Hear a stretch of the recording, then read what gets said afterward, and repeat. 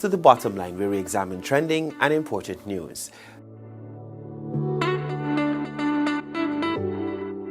The People's Progressive Party Civic, in a statement on Wednesday last, said the PNC-led APNU AFC opposition has demonstrated time and time again that it is incapable of offering meaningful leadership to its constituents, or anyone for that matter, and is therefore in its familiar obstructionist mode, with racism being its primary tool of choice.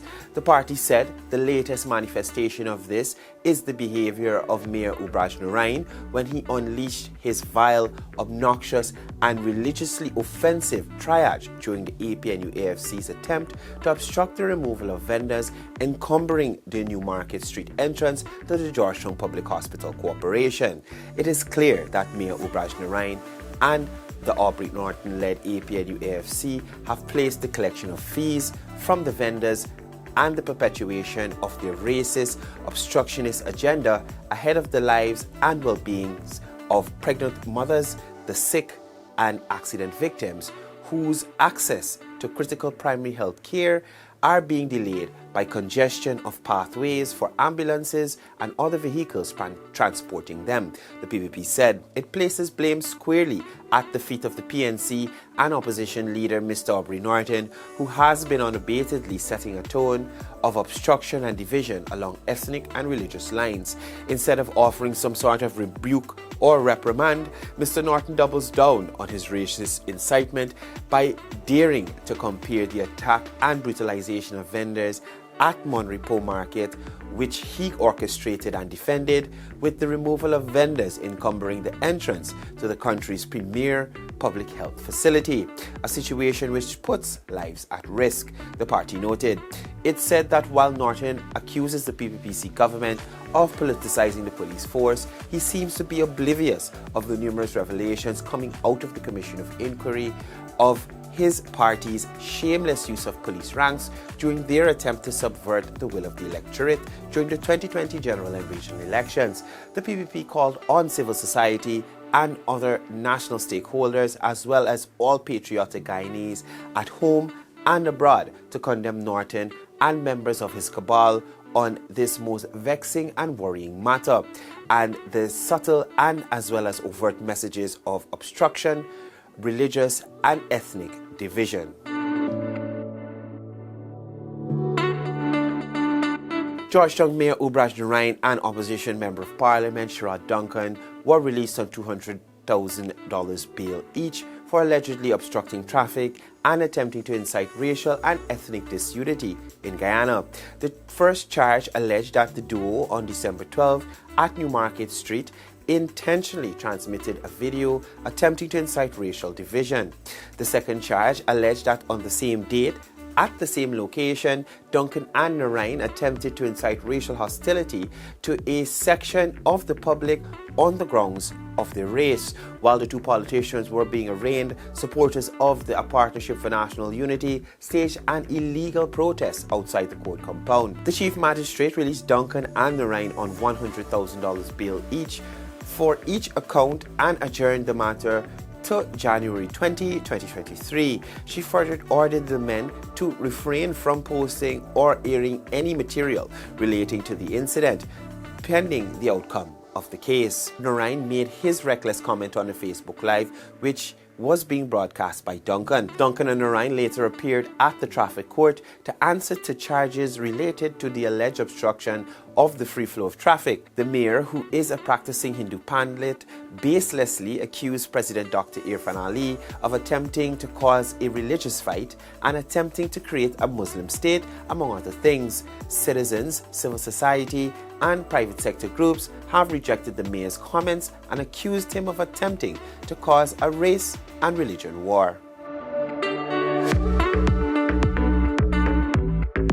Owing to conduct unbecoming of a soldier, former Staff Sergeant Ubraj Narain, the mayor of Georgetown, was discharged from the Guyana National Reserve of the Guyana Defence Force, according to a release from the GDF.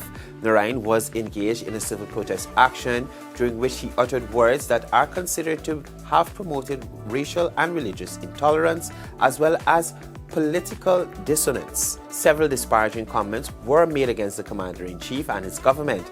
As a member of the Guyana Defence Force, albeit regular or reserve, Mr. Narain is required to conduct himself in a manner that upholds the professional image and integrity of the force, the GDF said. It added members of the Army are required to adhere to the policies, regulations, and protocols of the force. The values and standards of the Guyana Defence Force are examples of such. These require, among others, adherence to core values such as discipline, integrity, and loyalty. According to the GDF, it requires members of the force to adhere to core standards such as responsibility, respect for the law, respect for others, correct conduct, and appropriate social behavior.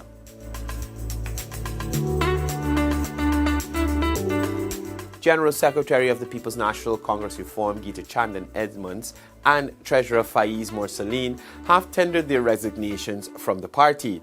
In respect to Chandan Edmonds, sources say that her decision was made after clashes over several issues, including the direction the party was headed under the leadership of Aubrey Norton. She had initially gone on leave in early August of this year. The former magistrate reportedly told the party that she would be out for a few weeks, but then extended her leave for an indefinite period. Sources within the party claim Chandan Edmonds resigned after growing concerns that she was not allowed to fully function in her capacity as GS. Chandan Edmonds, who is a member of parliament, put up some resistance to some of the tasks she was asked to carry out, which she and others thought were not in keeping with the vision that Norton had outlined when he was campaigning to become leader of the party.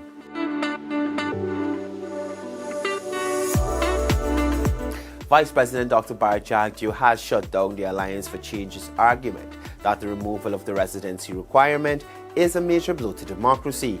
During a recent interview, the VP described the claim made by AFC leader Kemraj Ramjatan as a pure clown show that will rival any circus in the world. This had been in the public domain for almost 8 months. The explanation, and I'm surprised a lawyer, this man was a lawyer, the explanation is when the Constitution removed that in 2001. The law is inconsistent with the Constitution of Guyana. So now that we have a ruling from the Chief Justice, then the law has to be consistent, an ordinary law, with the supreme law of the country, which is the Constitution of Guyana. It is just to make it compliant with the Constitution based on the ruling, the constitutional amendment and the ruling. But he finds a conspiracy in that. The amendments to the NRA go hand in hand with the amendments to the ROPA and complete the cycle of amendments being made to the electoral system.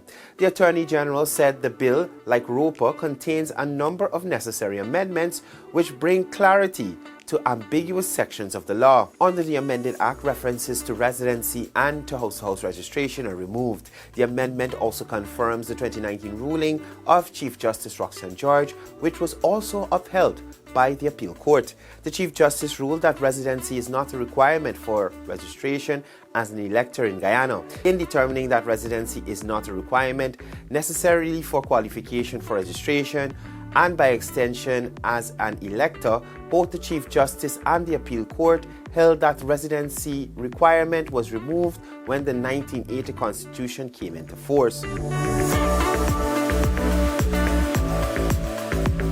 The caravans and stalls owned by vendors illegally plying their trade along New Market Street opposite the Georgetown Public Hospital pose a threat to patients of the hospital. Moreover, they create traffic congestion and make it difficult to keep the hospital environs clean.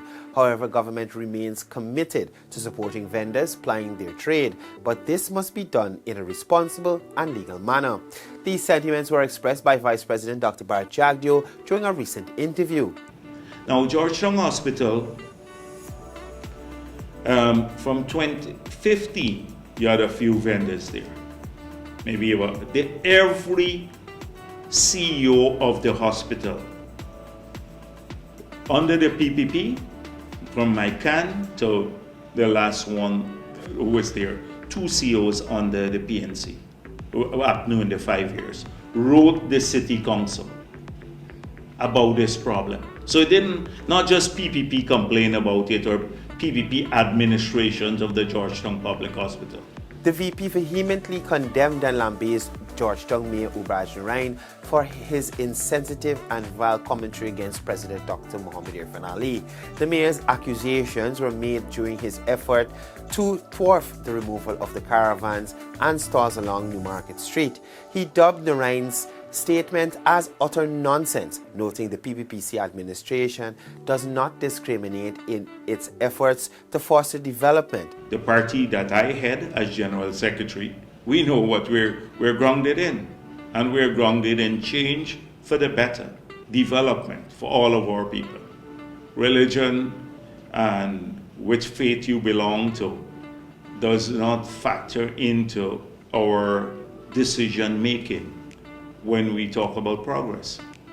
As it relates to the mayor's contention that the removal of the vendors along Newmarket Street is a decision solely under the jurisdiction of the mayor and city council and not the government, the VP pointed out that the inaction and the outright neglect by the mayor and city council has created a need for government's intervention. The responsibility for roads are those of the city.